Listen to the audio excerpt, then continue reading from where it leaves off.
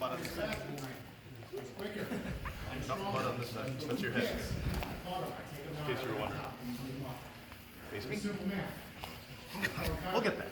Right? So, one thing I'm seeing, sorry about poking you out. One thing I'm seeing is, you see how his arm is up by his head? Right? I need to get his arm down into his neck. His shoulder needs to be in his neck. Here, right? So when we end up in that starting position, my chest is so high that it's pushing his arm up by his face. If I lock this, it's gonna hurt, okay? But it's not gonna finish, right? So I want to stay in this position. I want to make space with my chest to make him think he can pull that elbow back. I don't want him to get far enough where he can get his hand to his face, but I want to make him get his own arm, his own shoulder below his ear. You see? So I'm not actually going to start locking anything up until I'm in that position. I feel him move around. I also have the added bonus of I don't need two hands to hold on to him here. My chest and arm are enough. That gives me that other hand free to start moving him where I need to, maybe grabbing the wrist, right? I grab the wrist to make him move his elbow. If I move his elbow, he's going to fight against me. He's going to keep his arm up here, right? But by grabbing his wrist and scratching his face, okay, that'll make him move his elbow around until I get to where I want to be. And at any point, I can wrap it back up.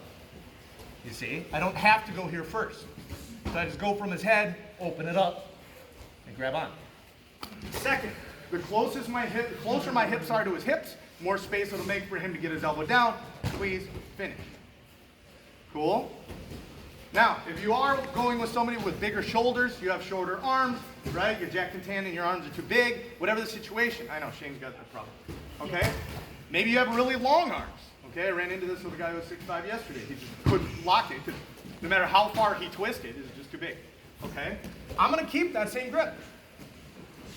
Right? But instead of his arm going into his neck, I'm going to drop my elbow into his neck. You see? And I make this nice little teardrop shape with my arm. So I'm actively pushing my elbow down as I pull the other one to the sky. Right? And I get the same action that I did before. Instead of his shoulder cutting off his neck, his forearm cuts off his neck. This works well with people with bigger shoulders, shorter arms, right? As I come underneath, boom, boom, I drop my forearm, lift my left elbow, and again, remember it's blood choke, so it might take a little bit, but I gotta make sure my anchor's strong. My wrist bends, right? Not straight. Cool? Climb into their guard, get your shoulder, chest points to the ground, pull my elbows back to my hips, right? Then I squeeze.